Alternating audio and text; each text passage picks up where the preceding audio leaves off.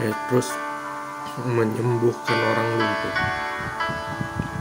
Pada suatu hari menjelang waktu sembahyang, yaitu pukul 3 petang, naiklah Petrus dan Yohanes ke bait Allah. Di situ ada seorang laki-laki yang lumpuh sejak lahir, sehingga ia harus diusung tiap-tiap hari. Orang itu diletakkan dekat pintu gerbang bait Allah, yang bernama Gerbang Indah, untuk meminta sedekah kepada orang yang masuk ke dalam bait Allah.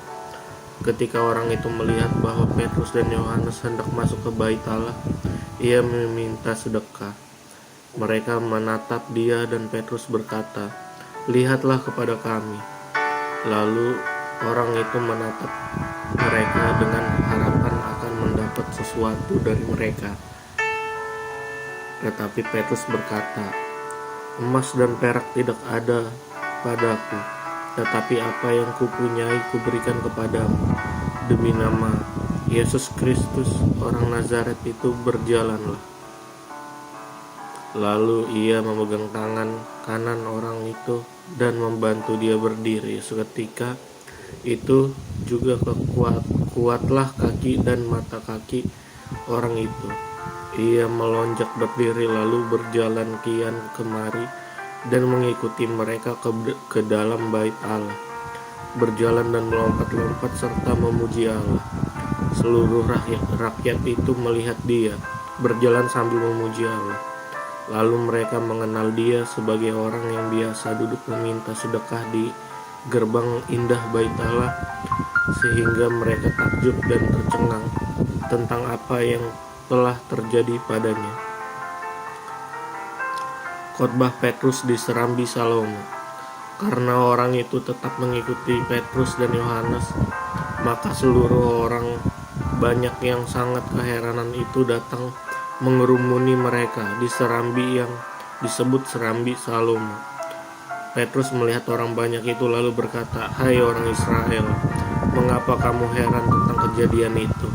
Dan mengapa kamu menatap kami seolah-olah kami membuat orang ini berjalan karena kuasa atau kesalehan kami sendiri?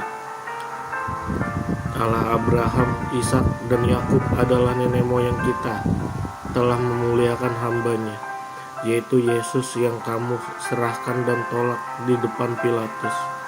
Walaupun Pilatus berpendapat bahwa ia harus dilepaskan, tetapi kamu telah menolak yang kudus dan benar, serta menghendaki seorang pembunuh sebagai hadiahmu. Demikianlah ia, pemimpin kepada hidup, telah kamu bunuh, tetapi Allah yang telah membangkitkan dia dari antara orang mati, dan tentang hal itu kami adalah saksi. Dan karena kepercayaan dalam nama Yesus, maka nama itu telah menguatkan orang yang kamu lihat dan kamu kenal ini. Dan kepercayaan itu telah memberi kesembuhan kepada orang ini di depan kamu semua. Hai saudara-saudara, aku tahu bahwa kamu telah berbuat demikian karena ketidaktahuan sama seperti semua pemimpin kamu. Tetapi dengan jalan demikian Allah telah menggenapi apa yang telah difirmankannya dahulu dengan perantara nabi-nabinya, yaitu bahwa Mesias yang diutusnya harus menderita. Karena itu sadarlah dan bertobatlah supaya dosamu dihapuskan, agar Tuhan mendatangkan waktu kelegaan dan mengutus Yesus yang dari semula diuntukkan bagimu sebagai Kristus.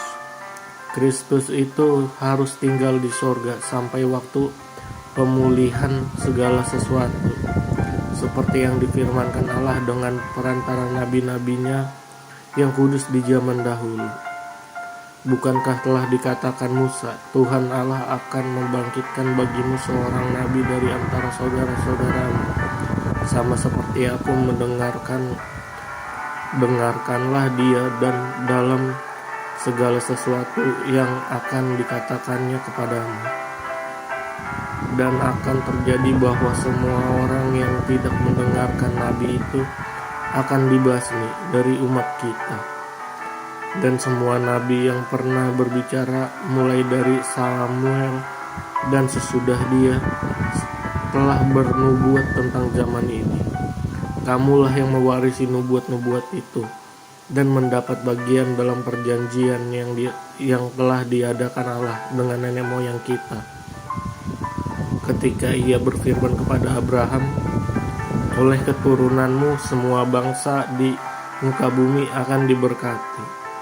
Dan bagi kamulah pertama-tama Allah membangkitkan hambanya dan mengutusnya kepada kamu supaya Ia memberkati kamu dengan memimpin kamu masing-masing kembali dari segala kejahatanmu.